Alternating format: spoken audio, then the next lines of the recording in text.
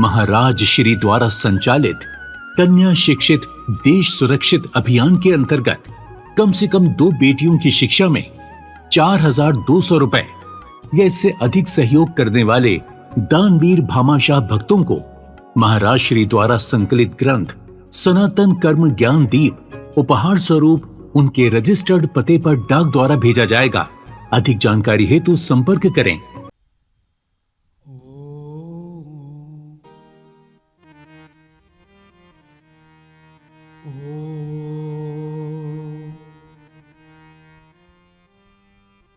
गजाननं भूतिगणाधिसेवितं कपित्थजम्बुफलचारु भक्षणम् उमाश्रुतं शोक विनाशिकारकं नमामि विघ्नेश्वरोपादि पंकजम् सर्वमंगलमांगल्ये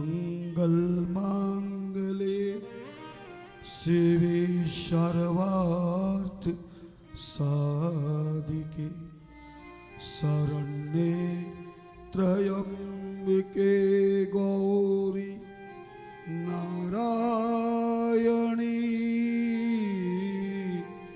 नमोस्तुते। गुरुर्ब्रह्मा गुरुर्विष्णु गुरुर्देव महेश्वरः गुरुर्साक्षात् परं ब्रह्म तस्मै श्री गुरवे नमः। कर्पूरगौरं करुणावतारं संसारसारं भुजगेन्द्रहारं सदा वसन्तं हृदयारविन्दे भवं भवानी सहितं नमामि। हरि ओम हरि ओम। रामं रामानुजं सीतं भारतं भारतानुजं कपिशं वायुसुवनं च प्रणमामि पुनः पुनः। वसुदेवसुतं देवं कंसचाणूरमर्दनं देवकी परमानन्दं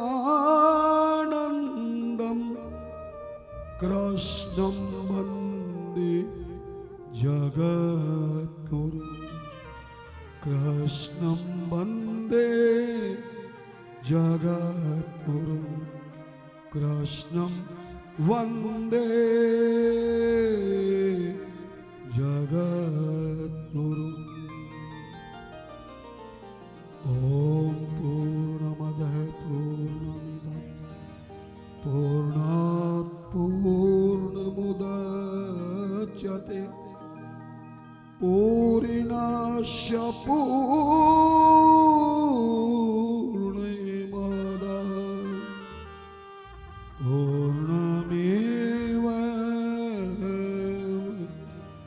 पूर्णमेवावशिष्यते ओम शांति शांति शांति। ओम। आइए प्रभु नाम का कीर्तन करते हैं। हम इस सनातन ज्ञानामृत कथा का स्वागत करें, मन वाणी को पवित्र करें। हरि ओम हरि ओम हरि ओम हरि ओम हरि ओम हरि ओम हरि ओम।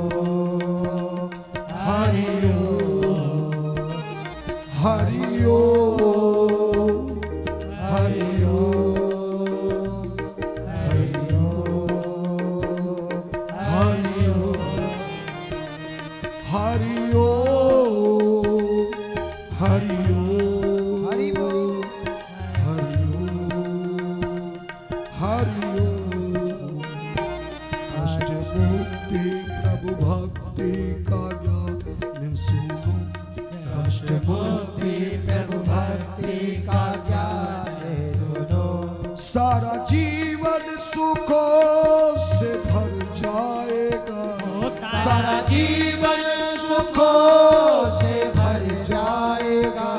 सुधा सागर डुबकी लगाओ सभी, सुधा सागर में डुबकी लगाओ सभी। भव सागर किनारा मिल जाएगा, भव सागर किनारा मिल जाएगा। कष्ट मुक्ति प्रभु भक्ति का ज्ञान, कष्ट मुक्ति प्रभु भक्ति का ज्ञान सुनो। सारा जीवन सुखों से भर जाएगा, सारा जीवन सुखों से भर जाएगा। सुधा सागर डुबकी लगाओ सभी, सुधा सागर में डुबकी लगाओ सभी। भव सिंधु किनारा मिल जाएगा, भव सिंधु किनारा मिल जाएगा। कष्ट मुक्ति प्रभु भक्ति का ज्ञान सुनो, कष्ट मुक्ति प्रभु भक्ति का ज्ञान सुनो। हरि ओम, हरि ओम, हरि ओम, हरि ओम, हरि ओम, हरि ओम, हरि ओम, हरि ओम।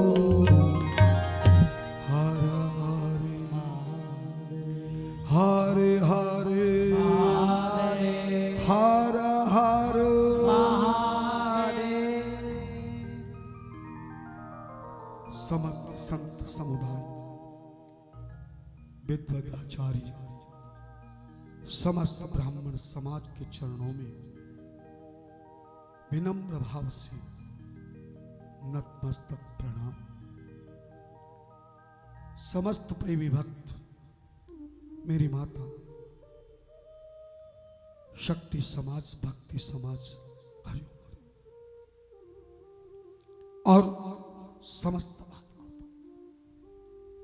प्रसंग चल रहा है, शरीर को कैसे स्वस्थ मस्त बनाए, जिससे हम अपने ग्रस्त जीवन में, ब्रह्मचारी जीवन में, वानप्रस्थ जीवन में, सन्यास जीवन। क्यों छेड़ दे, इतना बढ़िया चल रहा था, बना।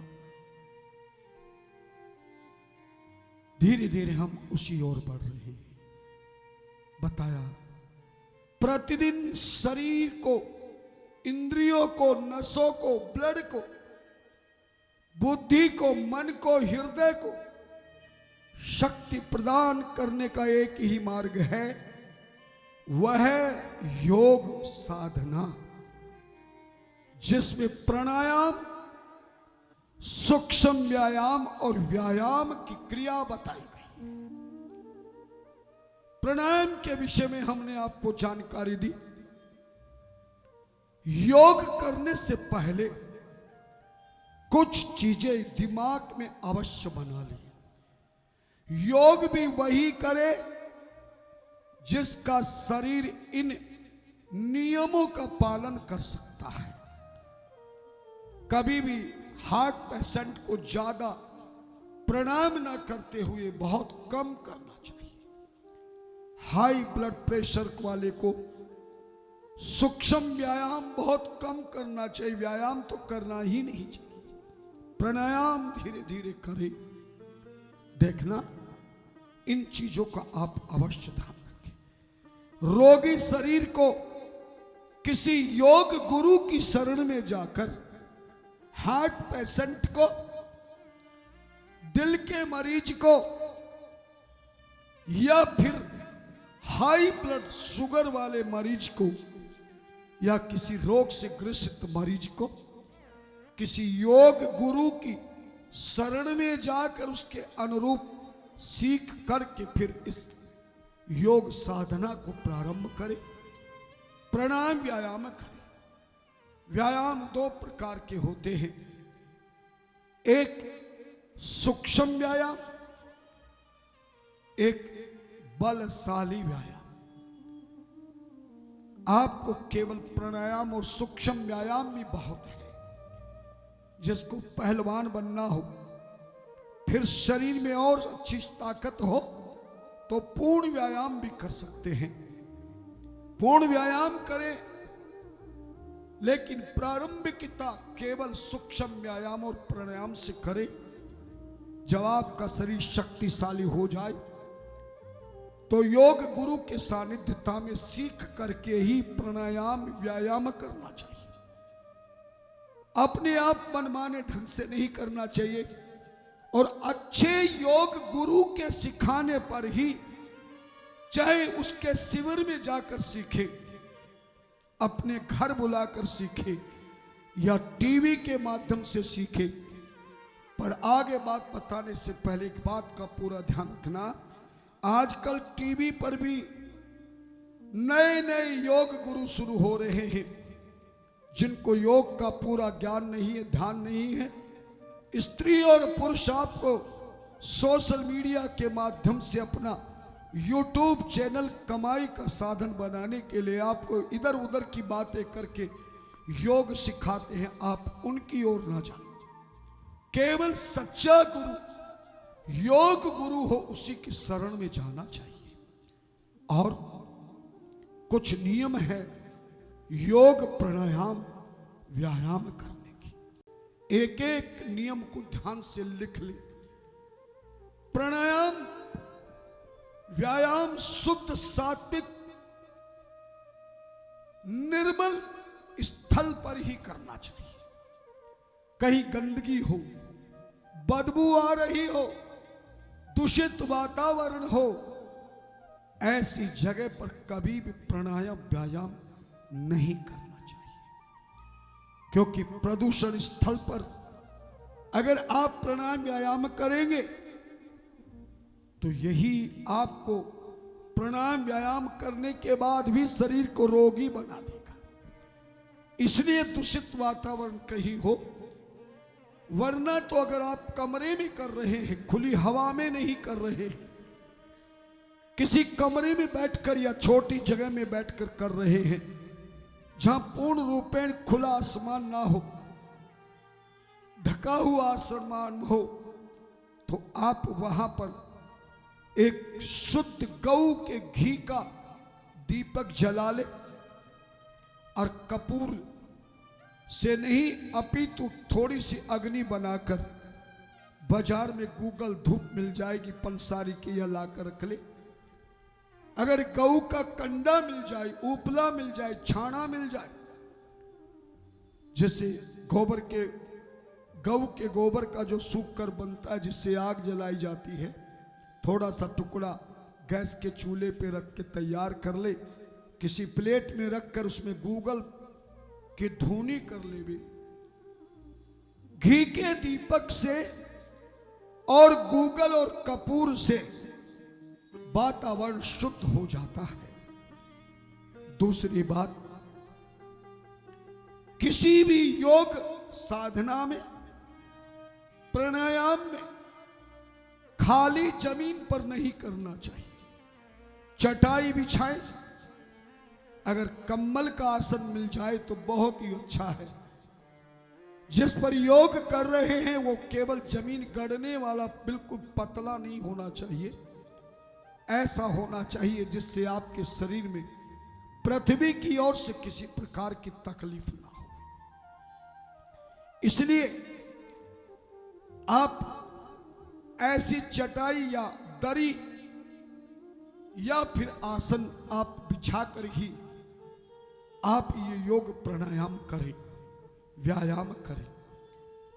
और आसनों में, ये तो वस्त्र का आसन हो गया जिस पर आप प्राणायाम व्यायाम करेंगे, लेकिन योग में भी आसन बताए गए हैं। हमारे बैठने के ढंग में कई प्रकार के आसन होते हैं। एक सिद्धासन होता है, जैसे आप दोनों पांव को एक दूसरे की तरफ मोड़कर, जैसे हम आराम से बैठे हैं व्यास गद्दी पर, इस प्रकार से सिद्धासन पे बैठ सकते हैं। अर्ध पद्मासन, एक पांव के ऊपर दूसरा पांव घुटने पे रख करके अर्ध पद्मासन होता है। पद्मासन, वज्रासन आदि आसनों से बैठ करके ही आपको योगा करना चाहिए। जो पांव फैलाकर करने वाले हैं वो व्यायाम आप पांव फैलाकर कर सकते हैं। पांव मोड़ने वाले आसन हैं, आप उनके अनुसार करें। ध्यान देना।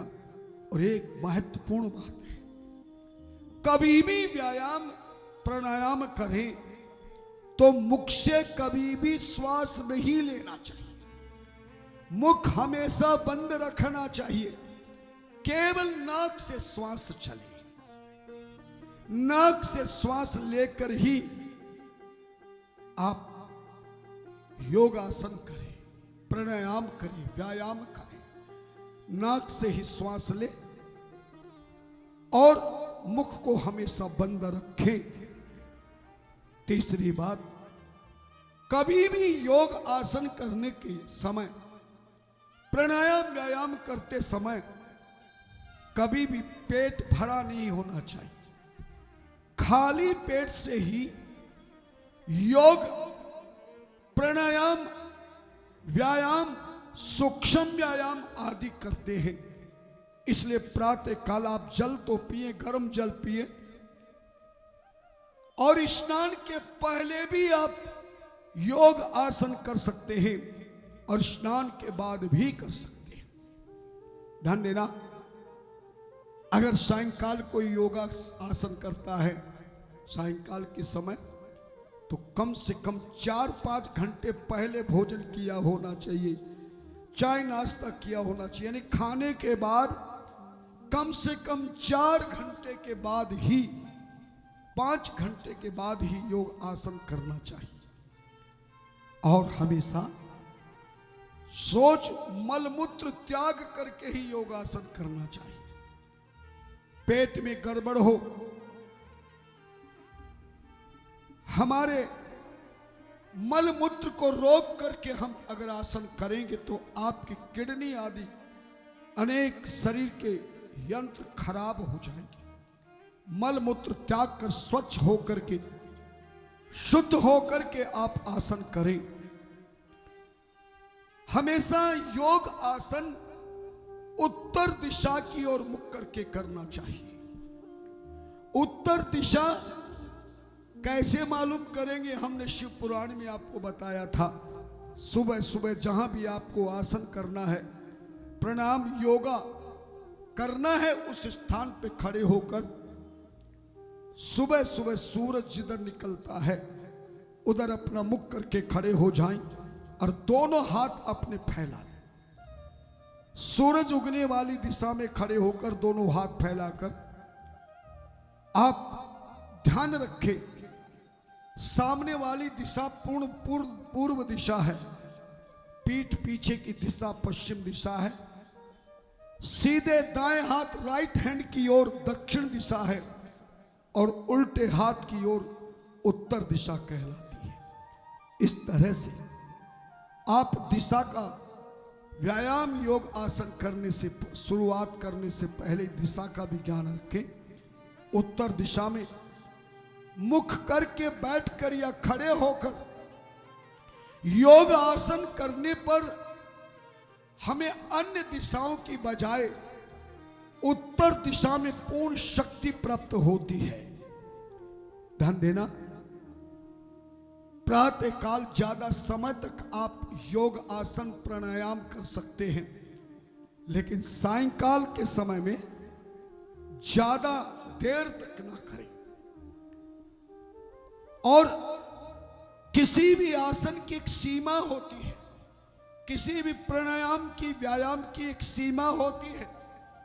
इसलिए योग प्राणायाम आसन की सीमा को पहले से ज्ञान में, ध्यान में रख करके ही प्रत्येक व्यायाम और प्राणायाम करना चाहिए। ध्यान देना। और किसी भी सूक्ष्म व्यायाम हो या व्यायाम हो, उसका समय निश्चित बनाकर करना चाहिए। जब योग आसन प्राणायाम व्यायाम करना शुरू करें तो पहले कम समय करें, थोड़ा थोड़ा करें।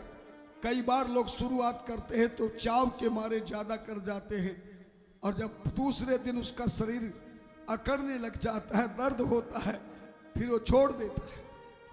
किसी भी चीज को ज्यादा करने पर आपको लाभ नहीं होगा। बहुत धीरे धीरे अभ्यास बनाए। एक हफ्ते में थोड़ा थोड़ा सा, दूसरे हफ्ते में थोड़ा और बढ़ाकर, तीसरे हफ्ते में थोड़ा और बढ़ाकर, चौथे हफ्ते में फिर आप दुगना कर दें, दूसरे महीने में तिगुना कर दे, और तीसरे महीने में व्यायाम और प्राणायाम, सूक्ष्म व्यायाम, प्राणायाम की जो सीमा है, कितने अधिक से अधिक मिनट तक करना चाहिए, वो 3 महीने के बाद से हमेशा प्राणायाम व्यायाम करने का अभ्यास बना सकते हैं। इस तरह से आप प्राणायाम में जब भी थकान हो जाए, एक बात ध्यान देना, प्राणायाम व्यायाम करते समय यह जरूरी नहीं कि अगर वो 7 मिनट का तो एक बार में 7 मिनट करें। आप थोड़ा थोड़ा करके पूरा 7 मिनट कर सकते हैं। ज्यादा समय है तो उसका विभाग कर सकते हैं। जैसे शरीर में थकावट आए, शरीर में किसी प्रकार की रुकावट आए, तो छोड़ करके आपको विश्राम करना चाहिए। हर सूक्ष्म व्यायाम के बाद प्राणायाम करें, और सूक्ष्म व्यायाम और प्राणायाम के बाद 1-2 मिनट का विश्राम भी करना चाहिए। विश्राम करने का नियम है कि आप जैसे थके हुए लंबी लंबी श्वास पेट से लेते हैं, पेट के द्वारा नाक के माध्यम से लंबी लंबी श्वास लेकर नाक से छोड़ते रहे, मुंह नहीं खोले, नाक से छोड़े, और आप 1-2 मिनट का विश्राम करके फिर प्रारंभ करें। फिर थकान हो, फिर विश्राम करें। विश्राम का नियम ध्यान रखना, शरीर को बिल्कुल ढीला छोड़ना है। लंबी लंबी श्वास पेट से नाक के द्वारा खींच करके नाक के द्वारा छोड़ना है। यह विश्राम का नियम है। और विश्राम के बाद फिर आप करें। दूसरा, पहले सूक्ष्म व्यायाम करें, फिर प्राणायाम करें, फिर विश्राम करें, फिर सूक्ष्म व्यायाम दूसरा करें, दूसरा प्राणायाम करें, फिर विश्राम करें। यह नियम बना लें। और किसी प्राणायाम में, किसी व्यायाम में अगर आपको कोई शारीरिक मानसिक आपको कोई कष्ट होने लगे, तो आप बीच में भी विश्राम कर सकते हैं। इस तरह से आप विश्राम करते हुए, पहले से पूरा ज्ञान रखते हुए, ध्यान रखते हुए, अपने शरीर का सम्मान करते हुए, समय के अनुकूल, समय अनुसार ही सूक्ष्म व्यायाम हो, प्राणायाम हो या बड़ा व्यायाम हो, आप उसको समय के अनुकूल, शरीर के अनुकूल, वातावरण के अनुकूल ही आपको करना चाहिए। ध्यान देना। इस तरह से आप प्रतिदिन सूक्ष्म व्यायाम, प्राणायाम और पूर्ण व्यायाम, ये कर्म ही योग कहलाता है। इस तरह से योग करते हुए आप अपने शरीर को बलशाली बनाए, बुद्धि को बलशाली बनाए, मन को बलशाली बनाए, अपने हृदय को बलशाली बनाए। अगर आपका हृदय, जिसको मन कहते हैं, ये मन, हृदय, बुद्धि अगर आपका स्वस्थ है, शरीर निरोगी है, तो जिंदगी में आपको कोई भी किसी प्रकार का रोग नहीं सताएगा। ध्यान देना। इस तरह से आप शरीर को योग व्यायाम करते हुए अपने शरीर को आगे बढ़ाते रहे। ध्यान देना। और इसमें जब आपका मन ना लगे, मन भागने लगे, ज्यादा थकान होने लगे, तो एक बहुत बड़ा हमारे ऋषि मुनियों ने, पतंजलि जी ने योग क्रिया में हमें एक ऐसा प्राणायाम बताया है। कई बार लोग शिकायत करते, महाराज पूजा करते समय मन नहीं लगता है, कथा सुनते समय नींद आती है, पढ़ते समय नींद आती है, आलस्य आता है। आलस्य और नींद को भगाने का, शरीर की कमजोरी को भगाने का, एकाग्र चित्त मन करने का एक विशेष प्राणायाम मैं आपको प्रैक्टिकल करके दिखाता हूं, जिस प्राणायाम में पूरक, कुंभक और रेचक क्रिया होती है। कुंभक, पूरक, कुंभक और रेचक। पूरक का अर्थ है हमें अपने नाक से श्वास खींच करके खींचना है। श्वास को खींचने की क्रिया को पूरक कहते हैं। श्वास को अपने छाती में रोकने की क्रिया को, हृदय फेफड़ों में रोकने की क्रिया को कुंभक कहते हैं। और श्वास को रोके हुए श्वास को नाक से बाहर छोड़ने की क्रिया को रेचक कहते हैं। पूरक, कुंभक और रेचक, ये तीनों क्रियाएं अगर आप थोड़ी देर के लिए करें तो आपकी सुस्ती, आपका क्रोध, आपके मानसिक कमजोरी, आपका आलस्य, आपकी नींद दिमाग से भाग जाएगी। आपका मन और बुद्धि स्वस्थ हो जाएगा। और इस प्राणायाम को हम सबसे पहले करते हैं जब भी रोजाना घर के मंदिर में आप बैठे और पूजन करना प्रारंभ करें तो पहले पवित्रीकरण कर ले। 3 बार ओम केशवाय नमः, माधवाय नमः, नारायणाय नमः करके 3 बार आचमन ले।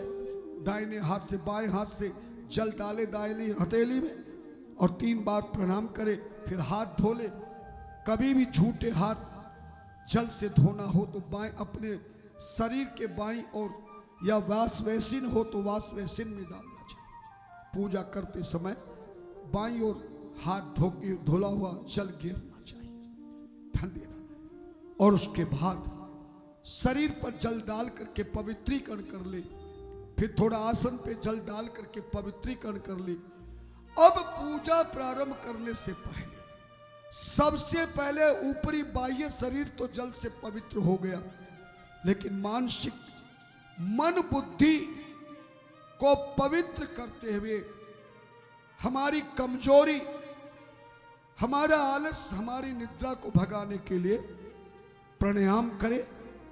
मैं मात्र 1 मिनट का नहीं, आधा मिनट का ये प्राणायाम तुम्हें बता रहा हूं। सबसे पहले दाहिने नाक के सीधे हाथ के और जो नाक का छेद है इसको अंगूठे से दबा लें और दबाकर अब आप पूरक क्रिया प्रारंभ करें। बाएं हाथ का जो नाक का खुला हुआ छिद्र है इसको से आप श्वास करेंगे, आंखें बंद होगी।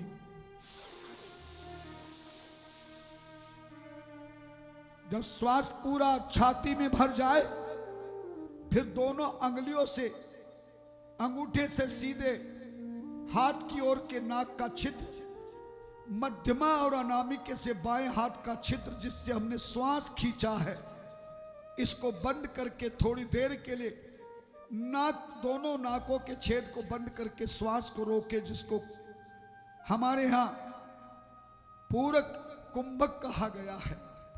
तो कुंभक करना है और रेचक श्वास को खींचना है।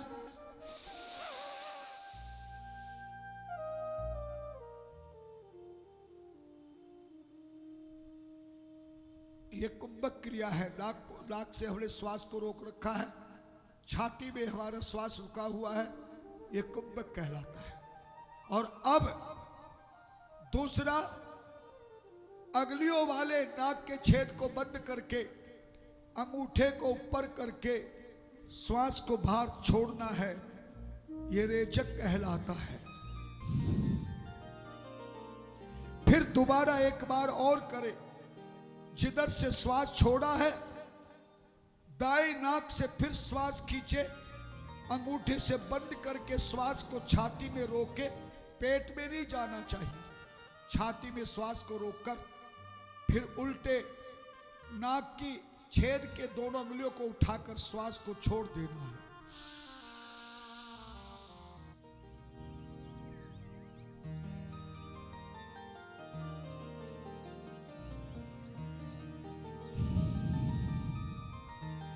बस 2 बार करना है।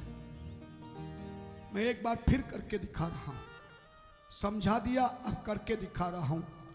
दाहिने नाक के छेद को अंगूठे से बंद करना, हाथ ऊपर रखना, उल्टे हाथ वाले नाक के छेद से श्वास को खींचकर छाती में भरना, दोनों अंगुलियों से फिर जिस नाक के छेद को आपने श्वास खींचा उसको दोनों अंगुलियों से बंद करके जितनी देर रोक सके श्वास को रोके, और फिर अंगूठा हिटा करके आप श्वास को छोड़े, फिर दोबारा से खुले हुए नाक के छेद से श्वास खींचे, अंगूठा लगाकर बंद करे थोड़ी देर, फिर दोनों अंगुली हटा करके श्वास को छोड़ दें।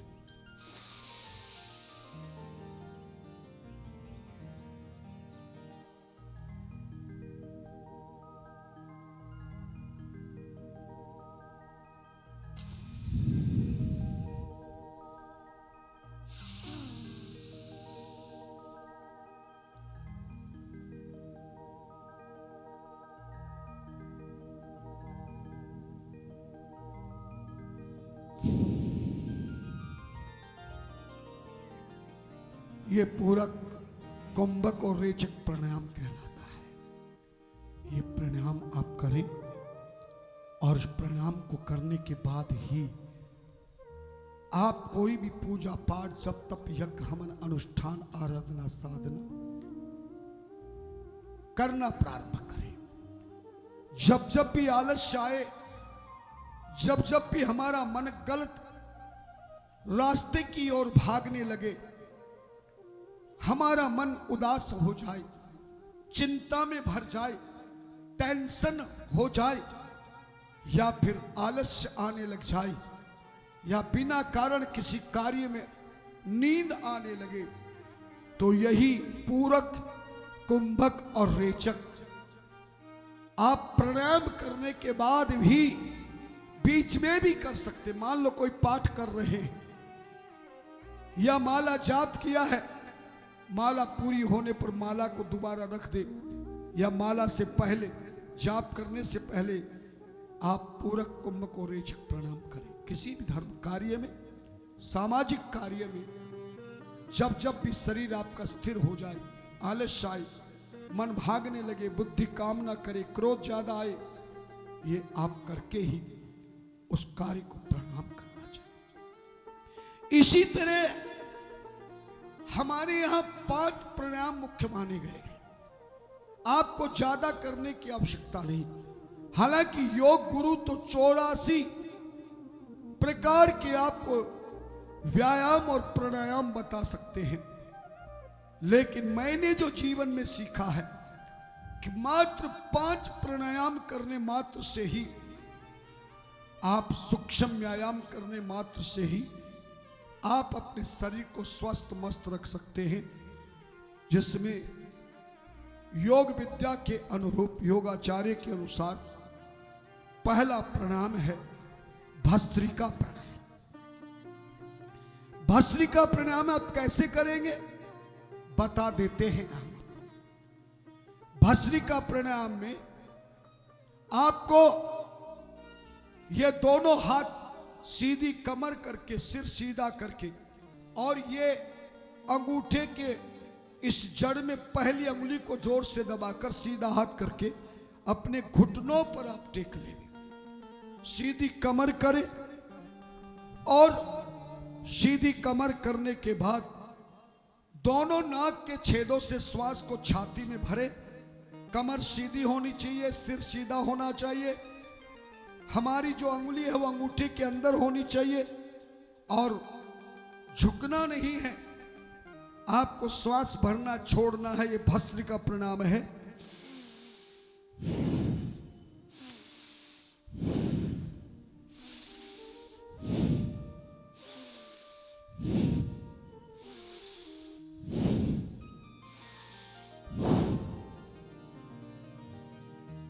यद्यपि ये भस्त्रिका प्राणायाम हमारे 24 घंटे श्वास की क्रिया भस्त्रिका प्राणायाम से ही होती है। हम श्वास खींच के हृदय में ले जाते हैं, फिर बाहर छोड़ते हैं। बाहर इस श्वास से हमारी ऑक्सीजन अंदर जाती है, कार्बन डाइऑक्साइड हमारी बाहर आती है। तो इस प्राणायाम को प्रारंभ में 2 मिनट करें, फिर 3 मिनट करें, बहुत ज्यादा करें 3-4 महीने के बाद अभ्यास होने पर 5 मिनट का ये भस्त्रिका प्राणायाम आप कर सकते हैं। और दूसरा प्राणायाम है कपालभाति। कपालभाति में भी अटेंशन होना उसी तरह से है। आप अर्ध पद्मासन से, पद्मासन से, सुखासन से, जैसा आपका शरीर काम करे। और जो रोगी हैं, जो जमीन पे नहीं बैठ सकते, वो कुर्सी पर, सोफा पर ऐसी जगह बैठे कि गद्दा नीचे ना हो, आपका नीचे शरीर दबे नहीं। आप कुर्सी पे बैठ के, बिना हत्थे की कुर्सी पे बैठ के, सोफा पे बैठ के, शयन कक्ष में अगर गद्दे आपके मजबूत हैं तो आप बिस्तर पर बैठकर भी कर सकते हैं। जो रोगी हैं, जो नीचे नहीं बैठ सकते, वो कुर्सी पर बैठ करके आप इन 5 प्रकार के प्राणायाम को कर सकते हैं। दूसरा प्राणायाम है कपालभाति। इस कपालभाति का अर्थ है मस्तिष्क, और भाति का अर्थ है दीप्ति, आभा, तेज, प्रकाश। अर्थात मस्तिष्क के द्वारा, कपालभाति के द्वारा हम इस प्राणायाम में को अपनी दिमाग में प्रकाश जैसा डालें। हमारा दिमाग, बुद्धि तेज हो, सिर में दर्द हो, चिड़चिड़ापन हो, क्रोध आता हो, आलस्य आता हो, मेमोरी वीक हो, याददाश्त कमजोर हो, इस तरह से करने से हमारी बुद्धि काम करेगी। इसी के साथ में आमा से, अग्नि से, यकृत, आंत और किडनी हमारी इस प्राणायाम से स्वस्थ होती है। ध्यान देना, इस प्राणायाम को करने का तरीका हमने बताया। उसी तरह बैठना जैसे आपने भस्त्रिका प्राणायाम किया है। कपालभाति में सीधी कमर, गर्दन सीधी। बस कपालभाति और भस्त्रिका में अंतर इतना है, उसमें हम श्वास खींचकर श्वास छोड़ रहे थे, और इसमें हमें श्वास खींचना नहीं है, केवल छोड़ना है। अंदर का जो भी श्वास है उसको छोड़ना है। लेकिन श्वास जैसे ही नाक से बाहर निकाले तो आप अपने पेट को अंदर की ओर ले जाए। यानी श्वास बाहर छोड़ना, खींचना नहीं। और श्वास को छोड़ते समय अपने पेट को अंदर की ओर ले जाना है। श्वास बाहर होगा, पेट अंदर होगा, अटेंशन वही होगा, अंगूठे में अंगुली होगी, कमर सीधी होगी। करिएगा, मैं भी बता रहा हूं। पेट अंदर, श्वास बाहर।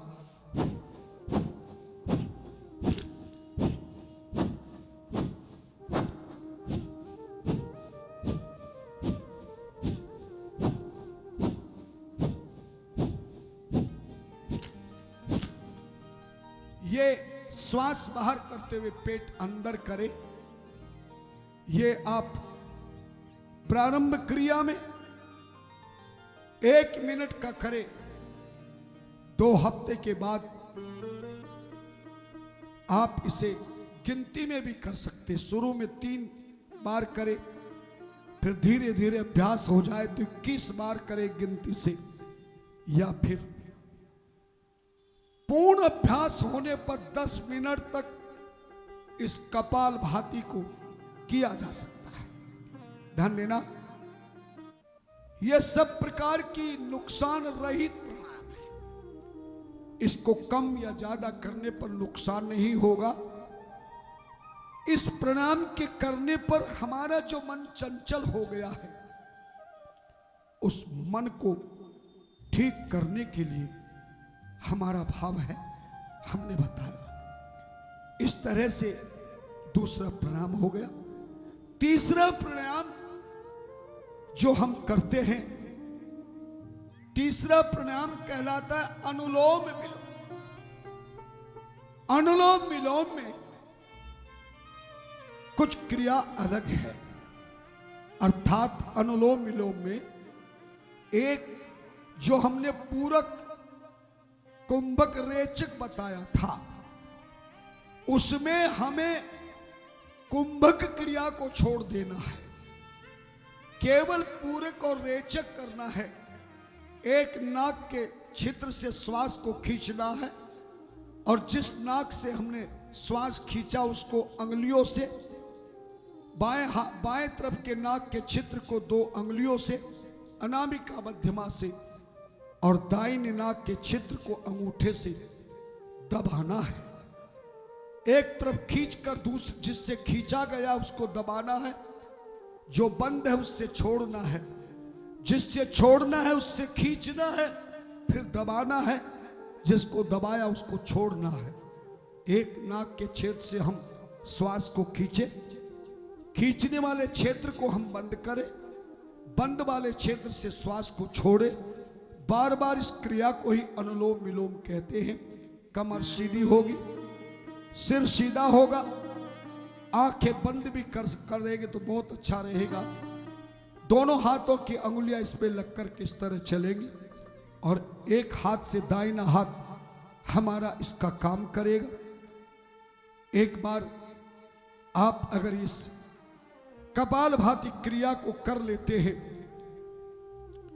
कहते हैं कि इसमें जो गठिया वाय हमारे शरीर में हो जाता है, हमारे शरीर को कांपने की आदत पड़ जाती है। कई विटामिन कैल्शियम की कमी से शरीर में दुर्बलता आ जाती है। जिनको ज्यादा सर्दी और जुकाम लगता है, छींक ज्यादा आती है, जिनका शुक्राणु कमजोर है, जो अपने आप को संतान पैदा करने में संभोग समय कमजोरी महसूस करते हैं, अपने शुक्र को शुक्राणुओं को बलशाली बनाने के लिए साइनस और अस्थमा श्वास की बीमारी जिनको ज्यादा है, जिनको ज्यादा खांसी है, गले का रोग है या फिर गले से कफ निकलता है, इन सारे रोगों को मुक्ति देने वाला ये अनुलोम विलोम प्राणायाम है। आइए हम करके दिखाते हैं।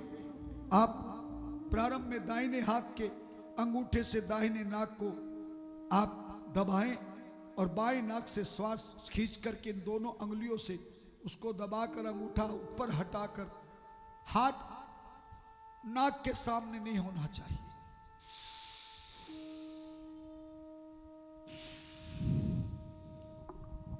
हम थोड़ा माइक ऊपर कर रहे हैं ताकि आपको आवाज आए।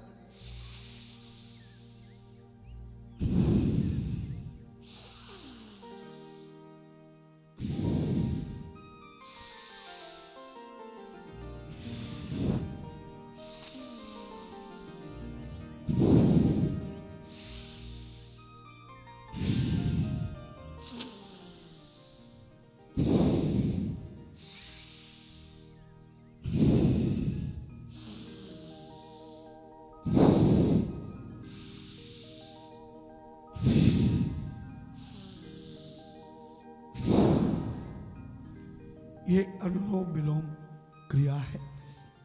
एक नाक से श्वास खींचना है, दूसरे को बंद करके छोड़ना है। और चौथा प्राणायाम है भ्रामरी प्राणायाम। भ्रामरी प्राणायाम में आपको सीधे बैठना है, कमर सीधी हो। ये दोनों अंगुलियां अनामिका और मध्यमा दोनों आंखों के जहां बाल है, आंखों के ऊपर नहीं दबाना है, केवल बाहों के जहां बाल लगे हुए हैं उस हिस्से को इन अंगुलियों से दबा लेना है।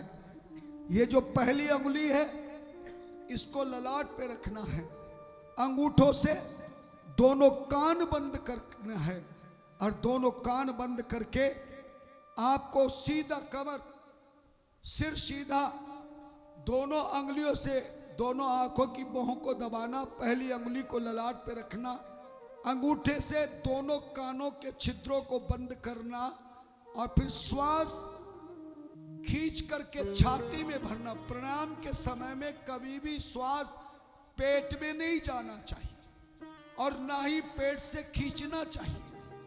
विश्राम के समय आप पेट से श्वास खींचकर छोड़ सकते हैं, लेकिन किसी भी प्राणायाम की क्रिया में श्वास खींचने के बाद उसे छाती में भरना चाहिए और छाती से ही छोड़ना चाहिए। नाक के माध्यम से पेट में श्वास नहीं खींचना चाहिए, ना ही छोड़ना चाहिए। पेट से छाती में भरे, फेफड़ों में भरे, फिर उसी को छोड़े, ये पक्का ध्यान रखें। आइए ब्राह्मण प्राणायाम में हम तैयार हो गए हैं।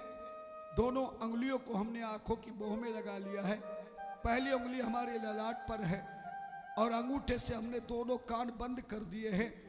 हम इस श्वास को खींच रहे, छाती में भरेंगे और श्वास को नाक से आवाज करते समय आपको छोड़ना है।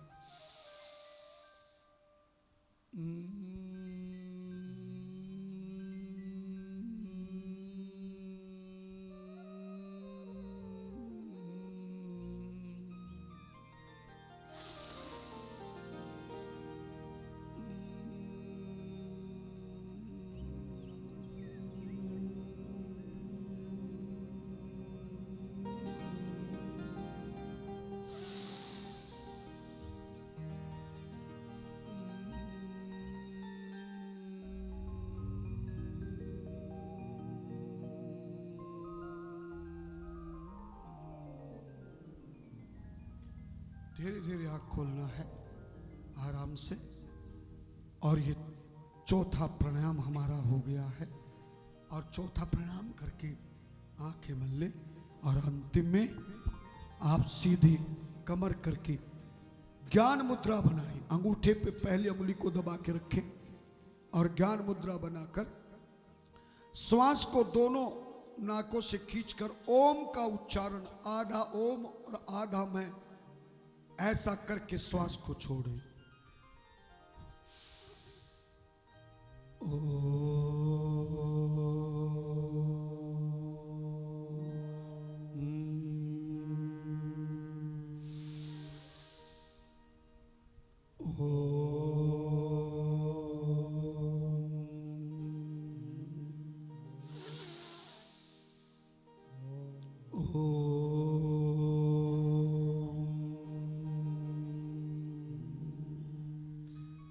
बस ये 5 प्राणायाम केवल चाहिए। योगी, योग गुरु तो आपको बहुत प्राणायाम बताएंगे, सूक्ष्म आसन, दीर्घ आसन, अनेक प्रकार के हैं। लेकिन ग्रस्त जीवन में हमें समय कम है, इसलिए समय कम होने के कारण हम ज्यादा समय नहीं देंगे। आपको मात्र ये 5 प्राणायाम है और इन प्राणायामों को सूक्ष्म व्यायाम कौन कौन से करने हैं, हम कल प्रारंभ में ही मात्र आधा घंटे का सूक्ष्म व्यायाम और प्राणायाम का हम आपको सिखाएंगे, या उससे कम समय के कैसे तैयार करेंगे। जो लोग ये सनातन कर्म ज्ञान दीप को सुन रहे हैं, कथा सुनने वाले भक्त हमारे द्वारा सूक्ष्म व्यायाम और प्राणायाम का YouTube पर आप मंगा सकते हैं, जिसका कोई खर्च नहीं है और जिसमें हम दोनों प्रकार के बताएंगे। आधा घंटे में कैसे हम प्रतिदिन करें, शुरुआत में पूरे प्राणायाम और व्यायाम आधा घंटे का करें, 1 महीने तक आधा घंटे का करें, दूसरे महीने में 45 मिनट का करें, तीसरे महीने में 1 घंटे का करें, चौथे महीने में 1.25 घंटे का करें, 5वें महीने में 1.5 घंटे का करे और छठे महीने में फिर 2 घंटे का, पौने 2 घंटे का, 1 घंटा 45 मिनट का आप प्राणायाम हमेशा के लिए बना लें। कहीं जाना हो, यात्रा करना हो, योगा ज्यादा समय नहीं दे सकते, देर हो जाए कहीं, तो आप फिर आधा घंटे का जरूर करें। 3 प्रकार के हम अपने YouTube चैनल में आपको भेजेंगे। योग इस सनातन ज्ञानामृत की कथा को जो प्रतिदिन सुन रहा है, लाइक कर रहे हैं, शेयर कर रहे हैं, उनको हम योग और प्रणाम करने की आपको कैसेट भेजेंगे। अर्थात YouTube चैनल के माध्यम से आपको हम आधा घंटे का, 1 घंटे का और 2 घंटे का या पौने 2 घंटे का हम आपको पूरा प्रैक्टिकल में हम जैसा करते हैं वैसा बनाकर आपको भेजेंगे। आप उसके अनुसार प्रतिदिन इस तरह से शरीर को योगा में लगाएं। और हमारा चला हुआ ये 3 दिन से लगातार जो चल रहा है, या ज्यादा समय से हम प्रवचन कर रहे 1 घंटे का, ये हमारा 13वां एपिसोड है। 2 दिन हुए ना, तो 8वां एपिसोड है। 4 और 4 दिन अर्थात 1 घंटे का 1 एपिसोड चल रहा है। 8 दिन के बाद ये 9वां हमारा है, जो हमने आपको शरीर स्वस्थ बनने का ये सब हमने बता दिया है। आप लोग इन चीजों का ध्यान रखें, खान पीन का ध्यान रखें, तभी आपकी जिंदगी में इन योग करने का, योग से संयोग करने का, आप मेरे प्रभु के सामने अपने समय को बिल्कुल जीवन में इस मानव शरीर की कीमत को समझ, इस कीमत को समझने के बाद ही आपके जीवन को सुख में, आनंद में जीवन मिलेगा, अन्यथा ये जीवन आपका बेकार हो जाएगा। इसलिए आप प्रेम श्रद्धा के साथ में आनंद पूर्वक इस शरीर की कीमत को समझें और शरीर की कीमत को समझ करके ही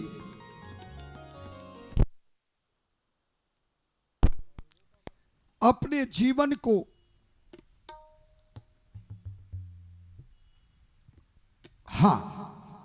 इस जीवन की कीमत को समझने के लिए हम एक बहुत सुंदर भजन आपको सुना रहे हैं।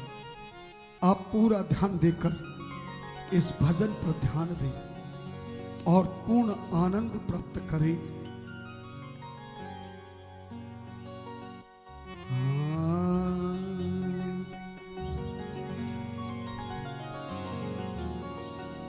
लाख 84 योनि भोग कर,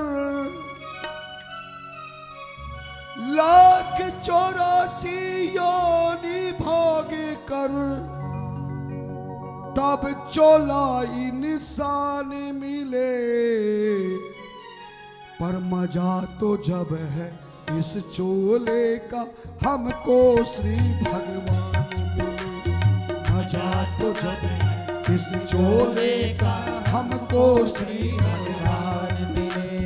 लाख 84 योनि भोग कर, लाख 84 योनि भोग कर, तब चोला इंसान मिले।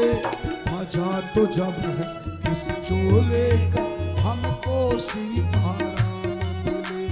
मजा तो जब है इस चोले का हमको भोलेनाथ मिले। मजा तो जब इस चोले का हमको सीताराम मिले। मजा तो जब है इस चोले का हमको श्री भगवान मिले। हरिओम हरिओम हरिओम हरिओम हरिओम हरिओम हरिओम हरिओम हरिओम ओम हरि ओम।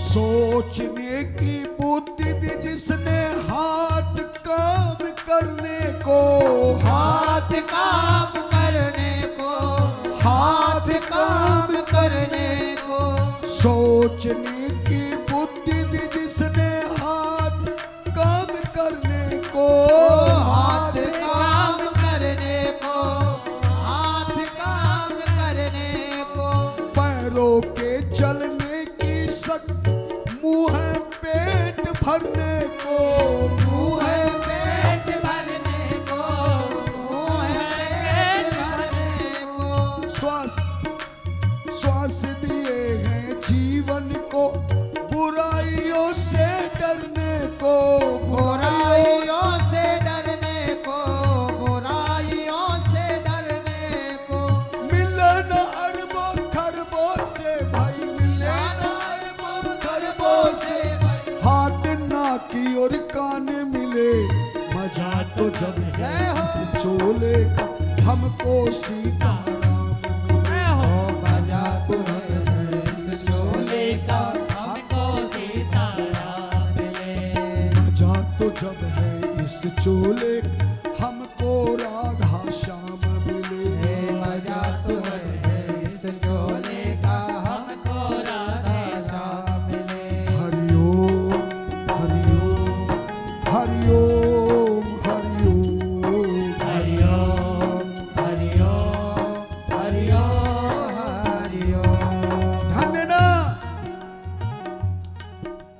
भूल नहीं सकता है बंदा उसकी मेहरबानी, उसकी मेहरबानी, उसकी मेहरबानी, भूल नहीं सकता है बंदा उसकी मेहरबानी, उसकी मेहरबानी, उसकी मेहरबानी।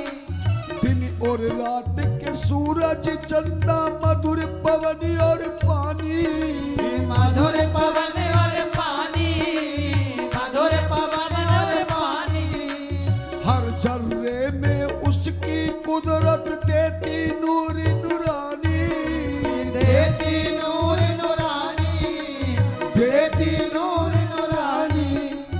उसकी रहमत से ये सारे उसकी रहमत से सारे सुखों के सामान मिले। मजा तो जब है उस चोले, हमको भोलेनाथ मिले। मजा तो जब है इस चोले का, हमको भोलेनाथ मिले। लाख 84 योनि भोग कर, लाख लाख 84 योनि भोग कर, तब चोला इंसान मिले। मजा तो जब है इस चोले, हमको भोलेनाथ मिले। अरे मजा तो जब है इस चोले का, हमको भोलेनाथ मिले। हरि ओम हरि ओम हरि ओम हरि ओम हरि ओम हरि ओम हरि ओम हरि ओम। धन्यना मेरे परमात्मा ने क्या क्या रचा है जो आज विज्ञान भी नहीं रच सकता। पत्थर में कीड़ों को देखो, भोजन कौन पहुंचाती, भोजन भोजन कौन पहुंचाती, भोजन कौन पहुंचाती। पत्थर में कीड़े को देखो, भोजन शक्ति पहुंचाती, भोजन शक्ति पहुंचाती। गर्भ में बालक को भोजन उसके प्राण बचाती, उसके प्राण बचाती, उसके प्राण बचाती। कंठ में काली कोयल के कैसे स्वर सुनाती, मीठे स्वर स्वर सुनाती, मीठे स्वर सुनाती। पत्थर में रहने खाने वाले कीड़े को भोजन कौन देता? तुम देते हो क्या? गर्भ में 9 महीने तक बच्चे को कैसे भोजन मिलता है? कोयल को मीठा कंठ किसने दिया है? ध्यान देना, जिसकी रहमत से ये सारे, जिसकी रहमत से ये सारे, जिसकी रहमत से ये सारे, जिसकी रहमत से सारे सुखों के सामान मिले। मजा तो जब है इस चोले का, हमको भोलेनाथ मिले। मजा तो जब है इस चोले का, हमको भोलेनाथ मिले।